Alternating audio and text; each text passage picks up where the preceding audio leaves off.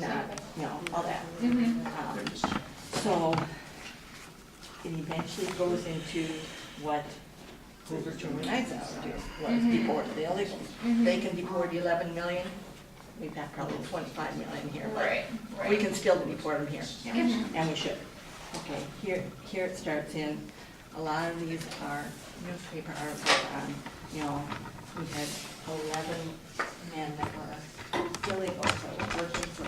Changing the plan on you. We're gonna move over here. 14-year-old, Yeah. and how costly it was, and all the, okay. And I'll- Yeah, is that okay? Oh. I'm okay. I can sign against that. Neighbor can back up here. Oh, we'll be all right. Well, everyone, thank you for joining me, and I look forward to continuing the discussion afterwards with the newspaper article. But basically, I want to introduce myself. My name is Aaron Miller, and yesterday in Rochester, I announced my candidacy for the 1st District Congressional seat. That will be up for election in 2014, in November. And a little bit about myself, I'm from Byron, Minnesota. I'm married to my wife Jennifer. We have 2 daughters, 14 and 9. And they spent the day with us yesterday, and we left them at home today as we were bouncing around to our different locations. And I've got 27 years of military service. I've also got over 15 years in the healthcare industry. And I think both of those 2 experiences have prepared me to tackle some of the challenges that we see in Washington, D.C. today. And I've had a lot of folks ask me why I'm running, and the answer is simple. Again, as a father with 2 daughters, I'm concerned that we're about to turn a country over to my children that is not better off than I found it. When you look at really the fiscal situation that we have in Washington with our debt, $17 trillion in debt. It's about $53,000 for you, for your children and your grandchildren. And we're beyond passing that, the old cliche is, we're passing our debt to our children. Well, actually, in reality, we're passing it to their children and to theirs. I'm also looking at the waste and the abuse of spending in Washington and just continually shake my head at that. And Washington needs to live within its means. And as a citizen, we all have to balance our checkbook, and we have to live within our budget, whatever that budget is. And Washington needs to understand that they don't create wealth. They take wealth from those that produce wealth. And so they need to learn to live within their means. And really, by not having a budget in many years coming out of Washington, D.C., that's really no way to get your fiscal house in order. And when you look at very soon, in January, when Obamacare takes full effect, that's 1/6 of the U.S. economy is going to be controlled by the government. And it's obviously not ready for prime time. We know that. And that's kind of a further stick in the eye to the average citizen down here in southern Minnesota. On Friday, before Congress went on their 5-week summer vacation, they agreed with the White House that they should exempt themselves and their staff from the increased rates in Obamacare. So if Congress doesn't live within their means, and Congress doesn't believe that laws apply to them, how are we really going to ever have reform? And I think that when you take a look at some of the things that are coming out of Washington as far as job-killing mandates, really the best way to get out of a slow economy is not have the government tell us we're out of recession or have the government help us get out of the recession. I believe that if D.C. gets out of the way and allows small businesses and companies all across America to grow and create jobs, that we'll grow ourselves out of this economy and not just have the government help us get out of the economy. I agree with you 100%, but there has to be some regulation amongst the top level financial regulatory agencies in Washington, D.C. You ask yourself how we got into the recession, and it was because of poor management and substandard management under the Bush. And it's not just W's administration. The Congress in Clinton's last couple of years, voted to repeal the Glass-Steagall Act. And President Clinton signed it, with good intentions, because he thought it would spur the economy. He didn't need a Depression-era financial regulatory bill preventing the large financial institutions, the big banks, from separating the basic commercial banking side from the investment banking side. Well, that was expanded and went along with under 8 years of W's administration, without really understanding what the full impact would be, sir. And you know that yourself, if you've worked in areas where you've worked in this for as long. But the politically elite, and that's not partisan, but the people in Washington think they're better than the rest of us. Well, You know. I agree with you there, and, you know, of course, there needs to be some regulation. Yes, definitely, But when they pass a bill like Obamacare, that's 1,200 pages, and folks in Washington say you gotta pass it before you know what's in it, well, we're starting to find out what was in it was basically vague language that allowed the federal government to step in and pass and write regulation. Along with the cooperation of the health Yeah. insurance industries, and Yeah. I'm glad you brought that up. Yeah. And that whole thing is subject to modification by the Congress as it goes into effect, if it goes into effect. However, I've worked around, I've been a drifter, and Austin is my hometown. But I worked in Montana for 3 years. And the former governor, in Montanans, their basic political philosophy is uninformed libertarian.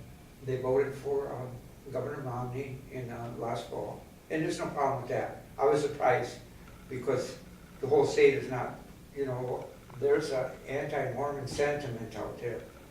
There are a good number of Mormons there, but about 9 months ago or so, the former governor, Brian Schweitzer, who was a rather moderate Democrat, established a preventive health/medical clinic in Helena for current state civil service and retired state civil service, total number of about 11,000. The medical services are all paid for by the state government. The state government eliminated paying for private health care insurance for the retired state civil servants and the current state civil service around Helena. Now, since it's been in place, and I think it's 9 months or a little bit longer, they have found, even though the state pays for 100% of the coverage, and it's like socialized medicine in a super pure form, but the key to financial success with this health program is all the medical staff are hired at an hourly rate. MDs, physician assistants, nurses, nursing assistants. Now, the research that they've done so far is it's less expensive than paying for private health insurance for these individuals that the state has to cover. They interviewed a couple of patients, clients of this clinic, and they're very satisfied. More face-to-face contact with the medical staff and more follow-up through mail correspondence and that. The state administration has found it's been so successful that they're going to establish a second clinic in Billings. I think you bring up a very good point, and the point is that allowing local governments and states to find solutions to the problems that are within their states is a much better way to go than allowing the federal government to create an unwieldy program that is poorly defined, poorly funded, with really not a lot of forethought that went into it, and just pushed it out there to jam it through. Yeah, but it's not just the federal government, Mr. Miller, it's lobbyists for the big health insurance industries were allowed to write parts of that bill. No question there was involvement from lobbyists in writing that. But on the other hand, it's just getting started. I don't think the president was more for having everybody covered, but, and that's a good PR thing. But on the other hand, it was allowed private industry to make a lot more money. Yeah. And you're right 100% correct in what you just said. I think, and I kind of read between the lines here, what motivated the former governor to set this up is he saw what was in the Affordable Care Act, Obamacare, and that motivated him to do Sure. this. Well, And Montanans don't like government of any kind. Yeah. You know, city, county, state, federal. You know, actually in Obamacare, there's a couple of provisions that were Republican ideas in the 90s. You know, when you take a look at allowing to keep your student children on your insurance plan until you're 26 and really removing the pre-existing condition clause from insurance plans, who doesn't think that those make sense?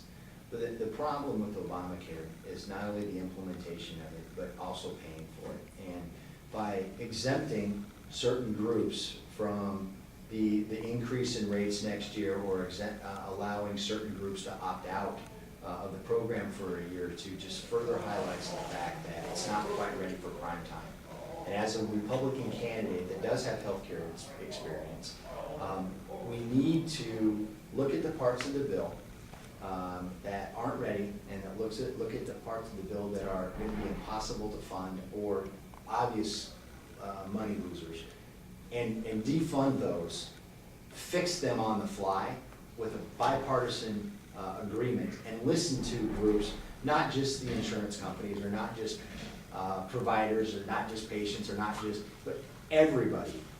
Because I don't think anybody has one solution that can fix this in one fell swoop. And we have to look at programs like what's going on in Montana and say, you know what, sometimes the best fix is to allow the states and local governments to figure out a solution. I don't think there's a one size fits all for any answer in the United States. There's a reason why we have 50 independent states, and I am a states' rights individual. I believe in allowing things to get fixed locally. You know, my mom and I was born and raised in central Iowa in a rural family, and you know, my folks brought me up and my sister up, believing that, you know, you live within your means, you don't expect a handout, and really when you see neighbors or folks in need, you help them out where you can.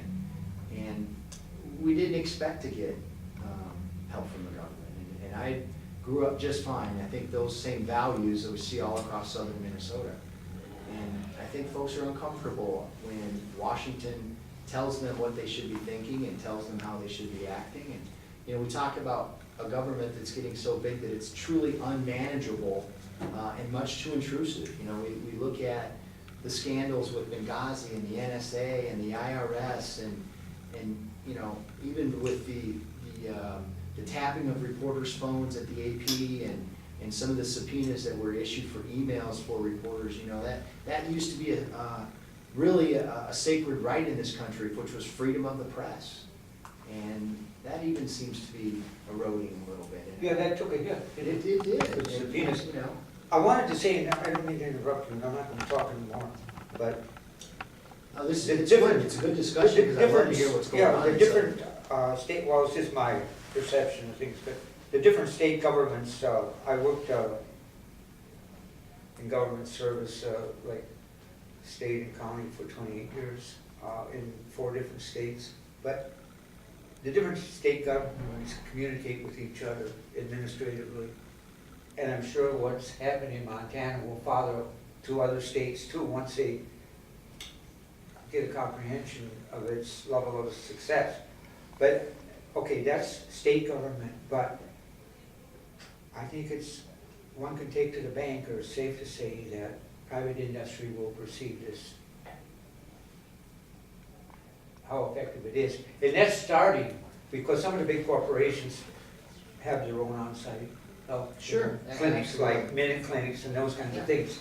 So, I just wanted to add that to it. There are several large corporations in Minneapolis, Fortune 500 companies that are up there, they're headquartered, that do have their own health system or health providers located within their corporate headquarters. And really, you know, again, that's another example of solving a problem locally, because that way I'm sure they've done the math on it and crunched the numbers and said that, you know what, if we have a couple of providers on site, our employees are able to go see the doctor during the workday. It's less loss of work productivity. They're not having to take time off to go see their providers. But and I'm glad you brought that up. Thank you, because the point is, a lot of our solutions can be solved locally and within the state and not necessarily just mandated from Washington DC. And it's a good example of being able to find something that works for that state and found out that it's cost effective and it's getting good customer service from the patients, or customer service responses from the patients. So I do think that, you know, the more we elect real people, folks that have private sector experience, and folks that have similar values to what we see here in southern Minnesota, we're gonna be better off. That we're not gonna have a Congress that exempts themselves and their staff from the rules that they're gonna enforce upon all of us in 2014 before they go on vacation. You know, if we can get away from that, there's probably a reason why Congress has about a 10 or 11% approval rating. I wanted to say this, part of when and you know this, working in the healthcare industry, there were like 4 MDs from the Mayo Clinic that traveled to West Germany to, you know, investigate their healthcare system. And they were consulting with the administration staff in Washington DC prior to the Affordable Care Act being written up. I don't know how much of that content got put in the bill, but I want to say, putting it in a historical perspective, and a couple of years ago, I think I read a very good biography of Harry Truman. Healthcare is not a partisan issue. It's a bipartisan issue. Both parties have been in favor of some form or other. And Harry Truman wanted to get started on it, but he was too busy with other stuff. When he got, President Roosevelt died, Harry Truman didn't know that the atomic bomb was being developed. He had to make a decision within 6 months whether or not to use it at Hiroshima and Nagasaki. He was left out of the loop that much. But I'm saying that, you know, it started Sure. way back then. You know, I agree with you that healthcare and preventative healthcare for those of the citizens here in the United States absolutely is bipartisan, and it should be something that we sit down at the table and hammer out the best program possible and between the two parties. But Obamacare is partisan. Well, definitely, but see, Obamacare was absolutely partisan. you stop and think about his motivation. You know, he was just elected, and that was his prime, you know, number one thing. He spent the majority of his political capital in the first 4 years he was in office to one-up Hillary Clinton. Because Hillary tried for 2 years to get something going, and it didn't work, because she used the wrong management style. You can't go around the country having secret meetings with health insurance officials and high-level government officials. I mean, this is not the Soviet Union or China or Cuba. You know, you gotta have this stuff out in the open. The public, well, it's just the nature of our democratic republic. The consequences are going to come to bear on, you know, and I don't have any problem with the president. He's done some good things and bad things. They all do. You know, but that was his big thing. And you see that if you work in the industry, you know. And it, you know, that's true. I mean, that was what was going on in the Clinton administration. But it certainly, under the Obama administration, I would argue that there wasn't a whole lot of public dialogue about Obamacare. It was ran through. There Because that was his number one issue, or number one, I'm not using the right word, but he wanted to get it done. You know, really the benefit that we have going into 2014 is we need to get our fiscal house in order as a country. And we really need to take a look at reining in that wasteful spending.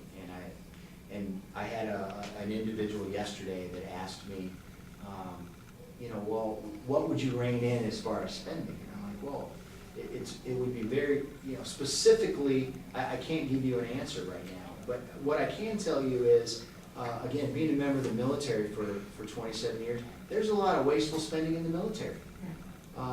And certainly by going department by department and line item by line item, we can find wasteful spending. And I think that we recognize that a little bit with sequester.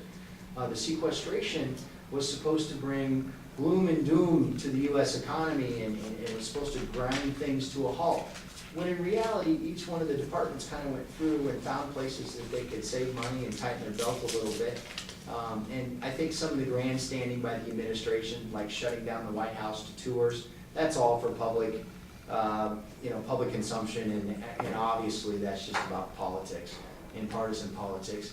But the sequestration, again, being in the military, I've seen it affect our training and our readiness because of funding for third quarter and for fourth quarter this year. So my point is, maybe the sequestration wasn't the right approach, but each department and each sector of government can absolutely find wasteful spending that we can get better at fixing and using. And that's, and really when you look at it, again, going back to the common sense values of normal everyday Americans that have had experience in the private sector and still remember who elected them to office and why they were sent to Washington, D.C., I think we're going to be a lot better off. We do have another campaign event that we have to buzz off to shortly, but I would like to thank everybody for coming today. This is absolutely an exciting time for my wife and I and for our family. I know yesterday my parents joined us, and we're really looking forward to having a campaign over the next year where we talk about the issues. And I think sitting down and having an open discussion with folks is probably the best way to do that. And I do want to let everybody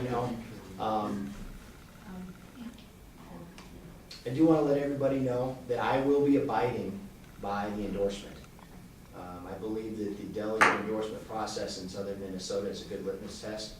It's the first test for a good conservative candidate to run a general election, and so we will abide by that endorsement. So, When is the endorsing convention and when? it hasn't been scheduled yet, but it's looking like it's going to be the middle of March. Next Especially the end of, March or April. So, If I contact your office and with a problem, when hopefully you get elected, that I would like your staff of Washington here to be knowledgeable on the many issues. Sure. So if I call and say, what does Representative Miller think about, illegal immigration, about this bill that's here? I don't want him to say, I don't know. I agree with you. No. It's virtually impossible for a congressman to know everything about Right. everything, and so you need to But it's rely wrong. on, and absolutely, you need to know a little bit about a lot, but that's why the Or correct maybe staff. somebody else, they can have their different ones that they're interested in Yeah, too. exactly. And I don't wanna get a form letter, well, I probably will get a form letter, I but can't promise I don't that. wanna just say, if I write and ask questions, I want a specific answer to those questions. I don't want just what your candidacy is all about, or was, I appreciate that, and I think that that's one way that a congressman can improve upon the relationship between the constituents that sent them to Washington and maintain that contact. and listening. And I agree with you, and I think that is very important. And, I remember a story that I read about Henry Ford. And in Henry Ford's later years, he was actually put on trial by his relatives for incompetency. And they tried to have him removed from his chairman position and basically, take control over his fortune. And some of the questioning when they were going through the process was, well, do you balance your own checkbook? And he says, no, I don't need to because I've hired the finest accountants for that. Well, do you even know how your assembly lines work exactly? Well, no, because I've hired the best engineers in the world to do that for me. And the point is, no one person can know everything about everything, but if you surround yourself with subject matter experts and you surround yourself with folks that are responsive to your constituents, I work for the constituents if I'm elected, and I truly believe that that is the difference between maybe a full-time politician and somebody like myself. My wife and I have talked a lot about this when we were going through the discussion process about the decision to announce. And I don't plan on being a multi-term politician. I don't want to spend my time in Washington, D.C. I enjoy southern Minnesota. I like the Midwest. I've lived outside the Midwest a couple times, and I've always came back. I don't think that going to Washington, D.C. and staying there is a good idea. So, had another question about that yesterday, and I said, you know, it's kind of like our founding fathers. You know, they weren't professional politicians per se, they were farmers and businessmen, and when they got done creating something that's probably one of the greatest documents ever created, the Constitution, they came back to their farms and their businesses. And I think Congress has gotten away from that. Have you talked to any congressional staff people? No, They're very overwhelmed, and they don't get paid very much, but they try to do. I'm sorry, I have, I've been over to Tim Walton's office, I've been, you know, yes. They try to do the best they can do. I got a letter back from Senator Klobuchar, from another one from Representative Walz last fall during the campaign, or, you know, during the election season. Both made me ashamed to admit that I'm a Minnesotan. They were responding to that poorly. But I will say this here. The person in charge of writing the Affordable Care Act, Senator Max Baucus from Montana, there was a very good review of his term and many terms in office. He's not going to run again now next year. He's retiring, but in the New York Times, many of his staff assistants have left his office and went to work for high-level lobbying firms in Washington, D.C., starting at $500,000 a year. I have a good friend in Billings, and I made a Xerox copy of that article and sent it to him. And he was furious when he said that. And I said, well, how many of the Montana voters do you think are aware of that? He said, very few. And he wants the congressional staff people to have to wait 5 years before they leave their congressional job, before they go into work for a lobbyist. But Washington is a city of money. Plays very well into one of my themes, which is reforming the process. So, Good luck. I appreciate that. Thank you very much. Thank you so much for coming. It was very nice to meet all of you. Thank you. Thanks for your service. I appreciate it. Oh, same to you.